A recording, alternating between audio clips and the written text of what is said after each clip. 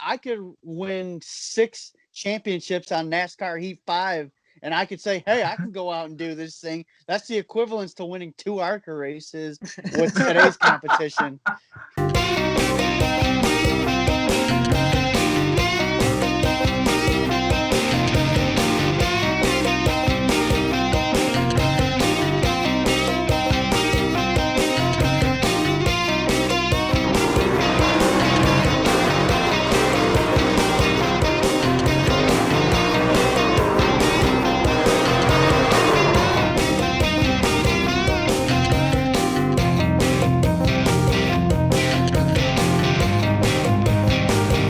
Hey everybody, welcome to the Stock Car Spectacle. I'm Ian Jortson. And I'm Nick Kinzel. And today we do not have Mike Gamble with us. He is packing, he is moving to another apartment, so we know how busy he will be packing up all his crap. So replacing him this week is our very own Dalton Good. I'm back. Yep. You guys saw him last week, and he is back. So welcome, Dalton. We're happy to have you back. What's going on, guys? This is Dalton Good, Kyle Busch's #1 fan, Joey Logano's #1 hater, and the graphic designer for the Stock Car Spectacle. What's going on? Dalton has been doing some great work this the past couple days. He's gained us over like 30 new followers on Twitter. Everybody's he's got that Twitter clout. He's got that Twitter clout. He got me to 400. He's got that climb. He got me like 30 followers in the last week too. So the man does good work, and he makes some kick-ass logos to top it off. My personal favorites that Ian's pissed up. Oh yeah, absolutely. Oh yeah, I love that one. I actually just made that as my profile picture on Instagram. Heck yeah, man. Mike, I'm sorry for the delay, but yours is coming soon. All right, boys, you ready to dig into Talladega? What a heartbreaker that was. Yeah, this was a wild weekend. This, literally looking back at it, could have been like one of the best weekends of my life with that truck race and with that cup race. Oh man, that cup race. That is probably the most, we'll get into it, but that was probably the most fired up I've ever been on Twitter after that cup race on Sunday. I was dropping bombs left and right. It's the first time I've ever done that, as I just had my first phone malfunction of the night, but it's the first time I've ever done that on Twitter. So yeah, I can't wait to dig into this. All right, guys, let's get into our diecast of the week. Dalton, what'd you bring for us, bud? All right, well, we're off to Charlotte now. We're off to the Roval, but I got a little Charlotte Oval related diecast. Tonight I decided to bring out the 2018 Kyle Busch Coca-Cola 600 win diecast. So I was at this race, as a matter of fact. This is my first ever Coca-Cola 600 weekend. The first time I had hot passes, by the way. I met the GOAT, Adam Stevens. And I got to watch Kyle dominate for 600 miles. One of the best nights of my life. Yep. So, yeah, I had to bring this little history maker out. By the way, also, this is the car that won all the tracks on the schedule for the first time ever. But, of course, that don't matter anymore because we got new races coming up next year. So, guess we got to do it all over again. Yeah, no kidding. I've always liked that red, white, and blue M&M scheme. I always thought that was pretty cool. America. You want to talk about a dominating fashion. You want to talk about a boring race. That 2018 boring. It wasn't boring for you, man, because you were just watching KV kick some ass. I don't know, man. I think Truex's Coca-Cola 600 win takes. Yeah, when he led over what? He led every lap. 393 laps led out of the 400. That is just only because of green flag pit stops. Insane.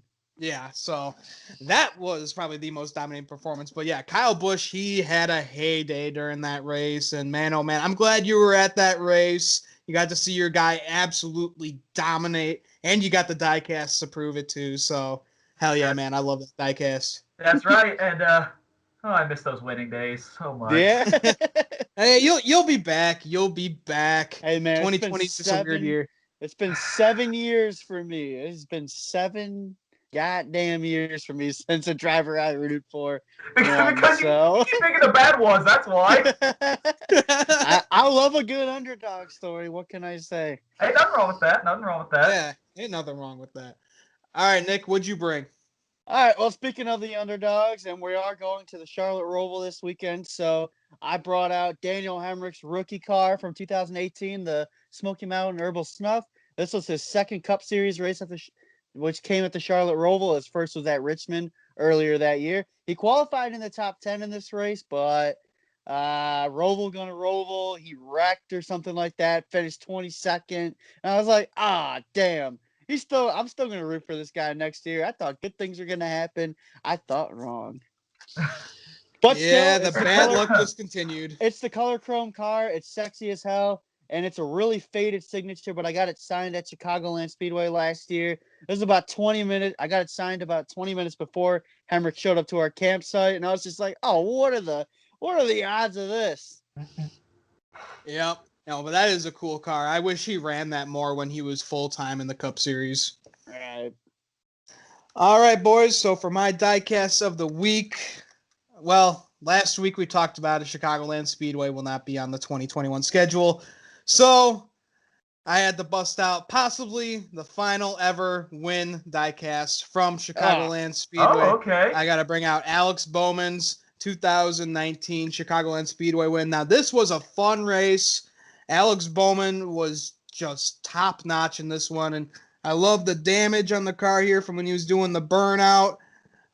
Just absolutely amazing to see this guy get his first ever win at Chicagoland, and now it's kind of sad to look at this diecast and be like, this is the last time I'll ever see a car win at Chicagoland Speedway. Right. Maybe. Well, if you remember about that race, Alex Bowman had the lead, and then Kyle Larson tracked him down, got past him, and then we all thought in the stands, oh, well, this thing's over. But Alex Bowman passed Kyle Larson back. He ran him back down and passed him back with about 5 laps to go. So, yeah, that was an awesome moment to see right there. And then you can never forget Alex Bowman got stuck in the grass. Just like Kyle Busch in 2008.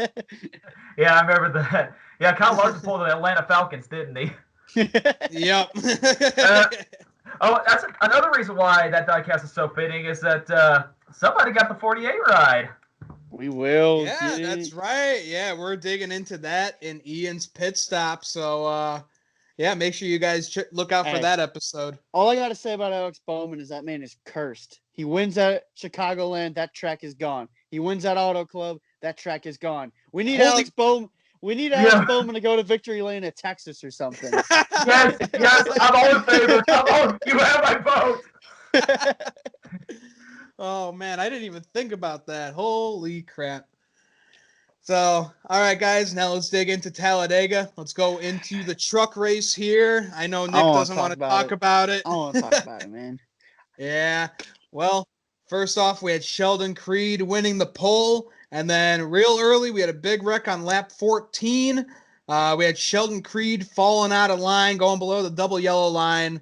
Comes back up after being on the apron, and the field basically piles up behind him, causing a huge one real early. That's what happens at Talladega when you make some stupid-ass blocks.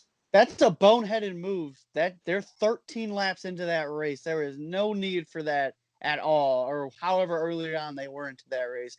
No reason for that at all, and especially out of Sheldon Creed. Did not expect that.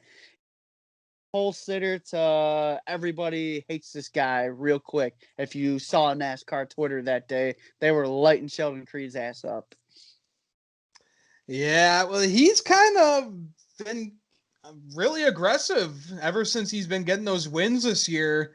I forgot who he knocked out of the race a few weeks ago, but they weren't pretty happy with Sheldon Creed, and a lot of people are getting pissed off with how aggressive he's driving. But yeah, I like the aggressive driving, but don't do that on lap 13 at Talladega.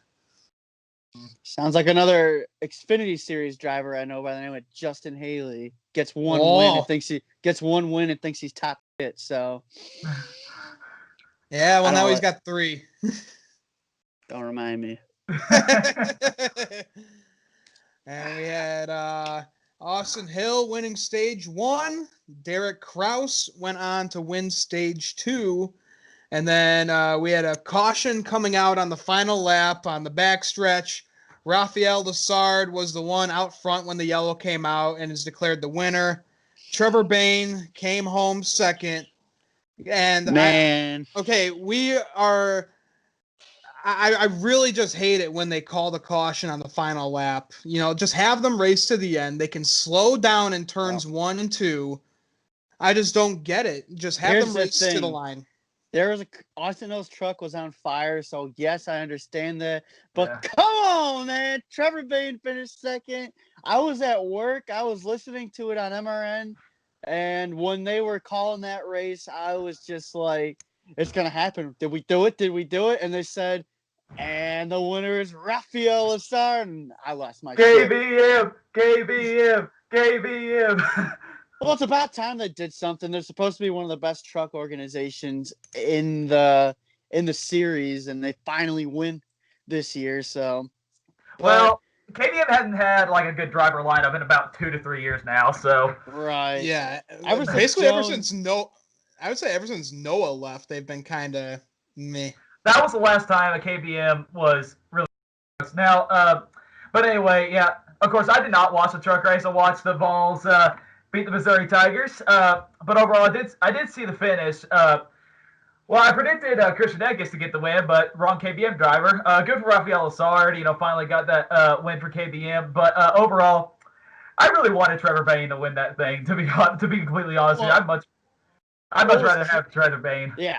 What was crazy is that this is like the first time I've ever seen anybody on Twitter give Trevor Bayne some love. They're like, dang, really wish Trevor Bayne won that race. And I was like, yeah, me too, man. If Trevor won that race, I kid you not. I said I was at work listening to the race on MRN. I kid you not, if he would have won that race, I would have said that I felt sick and I would have went home and I would have celebrated my ass off. But all in all, good day for the 45 truck and for Nice Motorsports. I mean, ever since Trevor stepped back into that truck, he's kind of turned them in the right direction. Ty Majeski had 3 top 10s all year before Trevor took over, and he already has the best finish in 5 races for that organization. So if I'm Al Nice, I'm putting him in the truck full time next year, but that might be biased, but that's what I do. He's running great for that organization right now.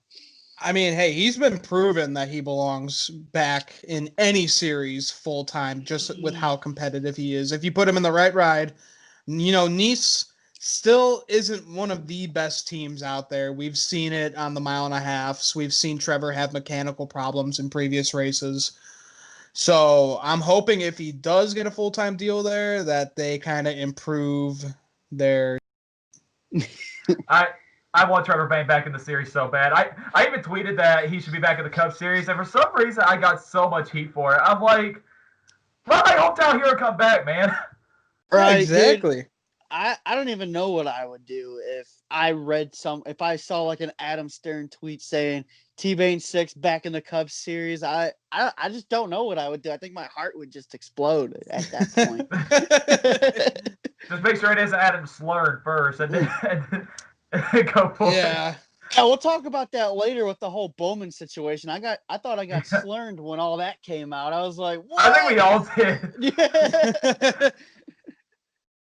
All right, guys. So now let's dig into the Xfinity race at Talladega. We had Chase Briscoe winning the pole, and he went on to win stage 1. We had a caution with 9 to go in stage 2. Riley Herbst had it again, man. Austin Hill, he was trying to side draft Riley, and Riley just got spun, smacked the wall hard. Yeah. It just seems week in and week out, man. Riley Herbst is being involved in something either he causes it or someone else causes it. He is just a magnet for problems on the track. Obviously, yeah, but this time I'll give him the benefit of the doubt. This one surprisingly was not on him. Austin Hill just, what the hell was he doing there? Nobody knows. But yeah, Riley Herbst, week in, week out, same old terrible Herbst, back at it again. He did nothing to earn that Xfinity ride. I don't care what anybody says about that. No, man, he doesn't do anything, man. He isn't that great. And I swear if they resign him next season, I'm like, I just lose faith in that whole Xfinity Series program. The rumor... What a waste of a ride. The rumor that I read from that NASCAR rumor mill is that he's supposedly not going to return to JGR next year, which makes all the sense in the world, but... because he's just doing shame to that Monster Energy Xfinity car, because that is one sexy car, and he is just he's putting it to shame. Well, and You see, I just what really bothers me about Riley Herbst is that he never ran a full-time truck season to earn that ride. Like I just really hate how these people are Well, not you running know what? full-time trucks and then getting these Yeah. random rides out of nowhere. Well, you know what really bothers Right. me is the dude only has like 2 career ARCA wins and like 60 starts. Like, is he really that good to begin with? Driving a he's driving he drove Ty Gibbs' car now. Ty Gibbs is obviously lighting that series up. But Riley Herbst has 2 career wins in the ARCA series, if I'm not mistaken, and like over 60 starts. Like, and that earns him a full-time Xfinity ride. What? You know what? I just think they're gonna keep that ride nice and It's warm for Ty to come up in a few years. Because what I Ty hope is so. he 17 He now? could, yeah, no, I think he Is just he turned still 16? 17. No, Ty? he's 17. Yeah. Okay, yeah. 17. So I mean, one more year and he can run full time. I mean, at that point, I could win 6 championships on NASCAR Heat 5, and I could say, hey, I can go out and do this thing. That's the equivalence to winning 2 ARCA races with today's competition. I mean, basically, with how much of a crapshoot the ARCA series is lately, you might as well just step into a car. You could probably get I could like a probably do P3, something. P4. Oh, yeah, definitely. No experience ever in a race car? Hell, man. And there's what, only 12 cars on the track anyway? Worst you could do is 12th. Yeah. Oh, man. Alrighty, guys, let's get back into the Xfinity Series race. So, some madness here in the restart with 5 to go. The field gets held up and stacks up. Ross Chastain spins out and gets hit by Colby Howard. Hard hit for Chastain, but he is able to rebound. He went a lap down. He was able to get the lucky dog and able to compete for the lead. So, not too much damage. I thought his day was over there. Yeah, I don't know what happened on that restart. Like that's just like the weirdest wreck on a restart I've ever seen in my life. Yeah, I haven't seen too many restarts getting back up to speed there, but the reason he's able to continue is because these Xfinity Series composite bodies are flawless, man. That's what we need in the Cup Series. If he did that in a Cup car, his day would have been over. Oh, exactly. I really just hope that they're basing the next gen car off of the Xfinity Series car because we've said this week in and week out, the Xfinity Series is the most exciting series in NASCAR right now. Yeah. Just everything involved with it is just so much fun to watch, and it's just perfect racing. If only the Cup Series would just take some notes. Except for the super speedway package in the Xfinity Series, they could tweak that a little bit. Oh yeah, definitely. The 2011 through 2014 Nationwide Series package will always be the best one on super speedways. Absolutely. Oh yeah. All right, so then Chase Briscoe, he went on to sweep the stages. He won stage 2. We had a caution out with 38 to go as the cars come to pit road for green flag pit stops. We had Austin Hill, Austin Cindric spinning and hitting the wall hard, just hitting the brakes way too hard, guys. Just classic green flag pit stop wrecks. You gotta love it. Always puts a smile on my face seeing that 22 car go around. Yeah, same here in Xfinity and Cup. 2 for 2. Yeah. 2 for 2 for 22. And then with 3 to go in the race, we get treated to a great battle for the lead with Noah Gragson and Chase Briscoe. Briscoe trying to block Noah Gragson. He almost gets taken out. He's able to straighten it out, get into the inside line, and keep battling for the lead. And then the next lap, Briscoe tries it again to try and block Noah. Noah does not lift. Briscoe basically just gets put into the wall, gets sent back. And then on the final lap, we had AJ Allmendinger getting into Harrison Burton. The field crashes behind the leaders. Again, a repeat with the truck race. A caution comes out entering turn 3. And then Haley is crowned the winner after the yellow comes out. So another race where they could have had them race it to the line, but some more dangerous wrecks in the back. So I guess NASCAR just kind of said, screw it. But Justin Haley, he is starting to become the super speedway racer in the Xfinity Series. Yes, I will say that those collet cars on super speedways are almost untouchable, but I want to see Justin Haley do something on a track that is not a super speedway track because look at the stats. They just aren't there. He's a god on the super speedways, and then he thinks he's top, and he goes around making these boneheaded moves. After he got that first career Xfinity win at Talladega earlier this year, that's when that started to happen. Is when he started. He's like, "Oh, I want to race. I'm gonna be Captain Cocker at this point," and and then No, that's Joey Logano right there. That's Joey Logano, but he's got a nice Justin Haley stepping into his footsteps because Justin Haley on tracks that aren't a super speedway track, his results just aren't there. So is he going to be able to propel into the next level, or who knows? But all the cars at super speedways right now, they're untouchable. I don't know, man. He drives like a pissed off teenager. I don't really see him lasting. Well, if he looks like does a pissed go full. off. He looks like a pissed off teenager. He's what, all of 4'2" or something like that? He is a pretty short guy. Oh man. I want to see him stand next to Michael Waltrip and just see that height difference. Oh man.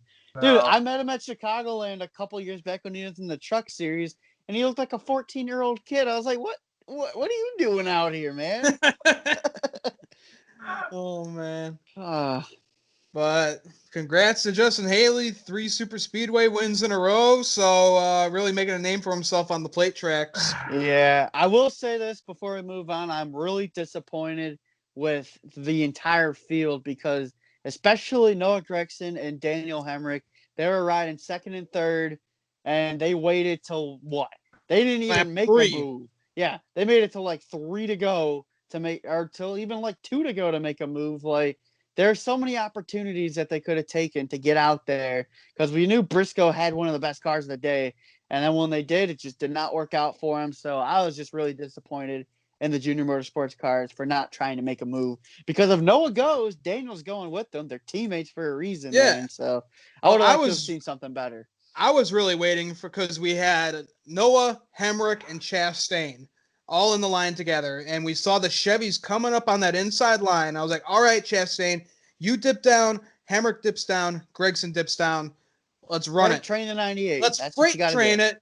Let's just ditch the 98 because he was the fastest car all race long. But no, we got to wait for 2 to go, and then madness ensues, and then Briscoe's pulling these wild blocks. Noah Gragson, he doesn't care. He's gonna drive right through you if you pull that kind of shit. So well, exactly. Like, if you can't block that many times and not expect to get put in the wall or get spun out. I mean, you can only block so many times, and Gragson just finally had enough of it. So, I mean, I kind of can't blame Gragson on that situation right there. Well, this is what always happens. It always happens at these super speedway races. This is why they always wait till the end, and then madness ensues. There's going to be a caution. Tons of cars are going to get taken out. It's just like it's a script in these super speedway races. They follow the script, and it always happens. Mm-hmm. Yeah, I know they were saying they didn't have any the manufacturers telling them to stay together, so it was just kind of like a free-for-all in this race, besides working with your teammates. But yeah, we didn't have any Chevys or Toyotas really kind of helping out each other and ditching the Fords. Yeah. Well, now that you say that, it's kind of surprising that Chevrolet didn't make any orders, because they always do. Like yeah, well, they weren't that talking Talladega about race last year. They held an entire meeting during a rain delay. That's what I was going to talk about. You guys work together now. They were talking about the new Corvette. Come on, man. Oh, yeah, of course. But yeah, I gotta say, we always give so much praise to the Xfinity Series for putting on great action. That Saturday race just did not cut it for me. That was a follow the leader type race for 98% of that race. So it just was not the best in the entertainment department, which is why I say they need to up that super speedway package, and then that series will be flawless. Oh, absolutely. But hey, I'll take it with how great the racing has been with the Xfinity Series. I'll take 3/4 of the season being some amazing racing, if that means the super speedway races are just going to be like a little But fantastic racing so far with the Xfinity Series, besides the super speedway package. So let's get into the Cup Series, guys. We had the big race at Talladega. Let's not. Yeah, I don't want to say we did. All right, guys, thanks for watching. See you later. So we had Denny Hamlin winning the pole, and then real early in this race, caution on lap 1. Christopher Bell had a tire going down, and he spun in turn 3. A little damage. It's just really early for a tire to be going down. Exactly. Does Goodyear have to suck that bad to blow a tire on the first lap of the race? Yeah. No, they didn't even complete a lap. Like, it was just 3 turns and kaboom. Yeah. Well, all I gotta say is that when that's something like that does not happen if we have practice. Just gonna put that out There you go. Exactly. Really good points there. Yep. And then we had another caution on lap 9. We had Ricky Stenhouse getting spun by John Hunter Nemechek. Pretty much ending Ricky's day. He pretty much pancaked that car. Nah.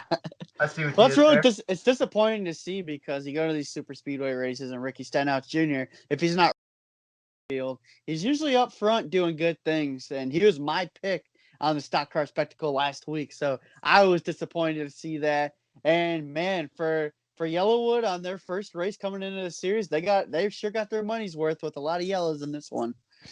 Yeah, no kidding. You hit me under yellow. Then we had a caution with 3 to go in stage 1. We had Eric Almirola attempting to block Alex Bowman. Almirola gets spun, causing a big wreck involving Kyle Busch, Ryan Blaney.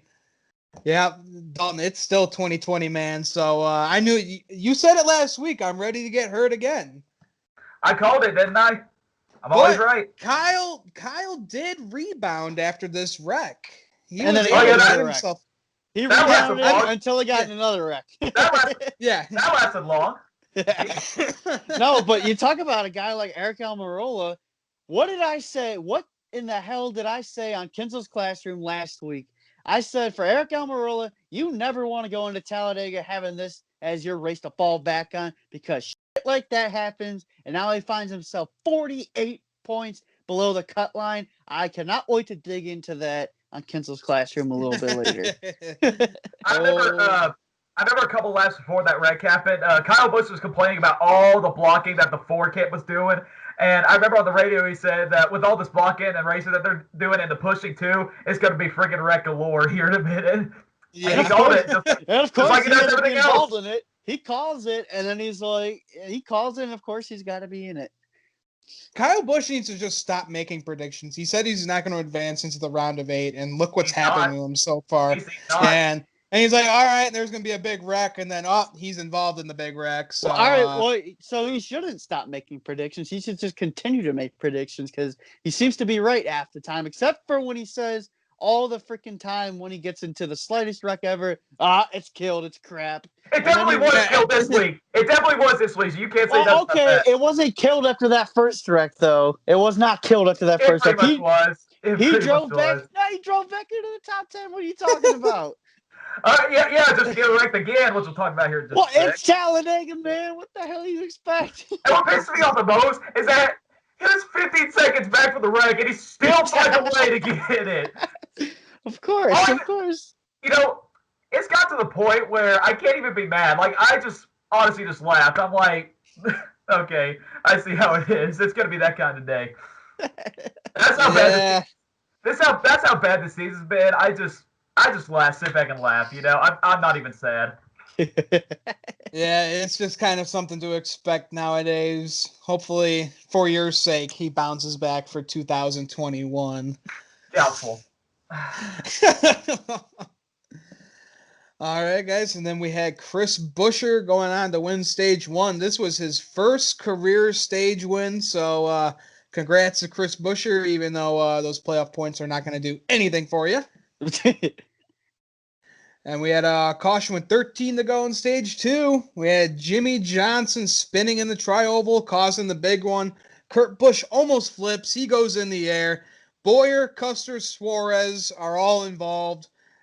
Just a wild wreck right here. I think this is when Jimmy Johnson had some debris on the front of his car, and it was kind of slowing him down, and he just got spun and just caused a wild freaking wreck. Well, Boyer did say he was going to get him this week. I mean, no, seriously, I don't know if you can see it, but like it says it right I'm gonna wreck his ass. They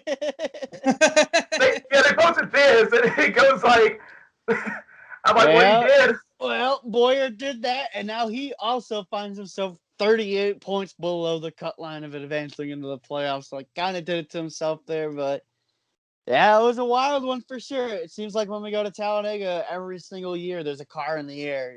Granted, Kurt Busch didn't flip, thank God, but everybody was okay. But it seems like every year we go to Talladega, there's a car in the air. Yeah, no kidding. All right, guys. So then Truex, he goes on to win stage 2. And then with 60 to go, we had Bubba Wallace taking the lead during this race. He had a rocket, guys. He was one of the fastest cars on the field. And then we had a caution out with 2 to go before they get to the line. We have Kyle Busch getting spun by Tyler Reddick. Getting into Joey Logano, piles up the field behind them. Truex, Newman, and Harvick all involved. So everyone just pretty much got killed on that one right there. And Kyle Busch, yeah, he could say right there, yep, we're killed, because his car was freaking totaled after that one. Good Lord. Yeah, Dalton, it's still 2020. Well, it was bound to happen.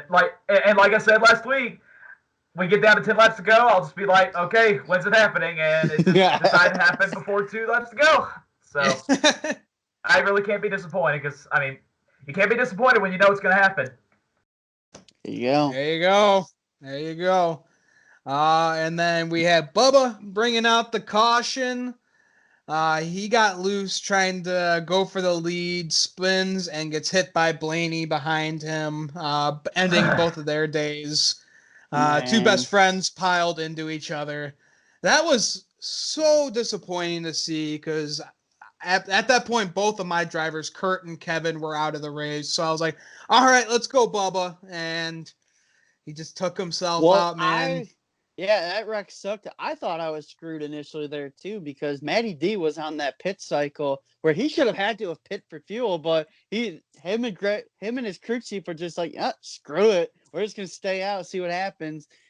And now it's time to get my heart broken for what we're about to talk about next. Yep. Yeah. Yeah, and then we had some crazy madness going on the final lap. De Benedetto with the lead in turn 3, basically blocks everyone behind him. He goes from the outside to the inside, just woof, tries to block everyone, brings William Byron below the double yellow line. Denny is forced below the double yellow line as he's trying to avoid the wrecks. He beats out the field. Matty D with that penalty. He does go from second to 22nd. And Denny Hamlin wins at Talladega, earning his 7th win of 2020. So a lot of that double yellow line stuff going on here. We are actually going to be talking about that way more on Ian's pit stop with our opinions on the double yellow line. But sheesh, that was a wild ending. NASCAR really dropped the ball on that one. Yeah, Matty D might have came down and forced the 24 below there, but Dale Jr. said it best with the yellow line rule. I'll say it now, and I'll say it on Ian's pit stop. Why do we still have this rule? We already wreck more cars above the yellow line than we would if we just got rid of the stupid rule. For that rule to penalize Matty D, he already got his win taken away from him, because apparently Denny Hamlin's just allowed to go under the yellow line and do whatever the hell he pleases. And for Matty D to get that penalty to take away a second place finish, he already took the win away from him. Now we're going to take away his second place finish, give him a 22nd. It's just it's like Connor Bunn says all the time. Gimmick is all that it is. I for one am not in favor of the double yellow line. I would love to get rid of it, because it just messed up a really great race. And Matty G drove his ass off there. He didn't know if he had any fuel in his car. But no, if you look at the replay, Denny Hamlin's already below the double yellow line before Matty D forces that 24 car down. But NASCAR gonna NASCAR. Yeah, Denny Hamlin won me some money this weekend, but I was pissed off about it for sure. Yeah, I'm right there with you, but I don't really like the rule. Yeah, it quote unquote helps, It doesn't help less shit when wrecks. you're wrecking half the field above the double yellow line already. Yeah. So you might as well just let them, go at it below the double yellow line. Just get rid of it. You But know, we're gonna. no, go ahead. Oh, go ahead. I was pretty much done talking. Or actually, you know what? I might as well just save it for Ian's pit stop. Okay, yeah, because I was gonna say let's dig into all that when we go into Ian's pit stop. But guys, crazy weekend with NASCAR with all the rules that has happened at Talladega with the late cautions on the final lap and the double yellow line rule. So we're going to be talking about a lot of that on Ian's pit stop. So make sure you guys tune into that one. That'll be out later this week.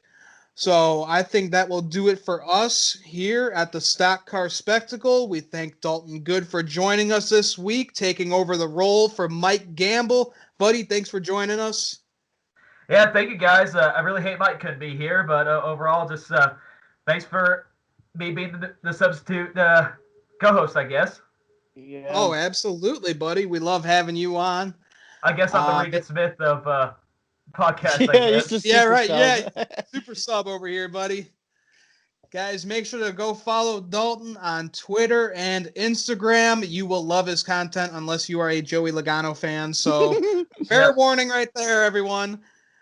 Make sure to follow me, Nick, and Mike on Twitter and Instagram, along with the Stock Car Spectacle account. Make sure to like and subscribe to our YouTube channel for more content. Make sure to check us out on all podcast platforms. And make sure to check out our buddy Patrick Cotto with the Cotto's Mojo. He's got a great Chicagoland-based sports podcast. So that'll do it for us here at the Stock Car Spectacle. I'm Ian Jortson. I'm Nick Kinsel. And I'm Dalton Good. Thanks for watching, everybody.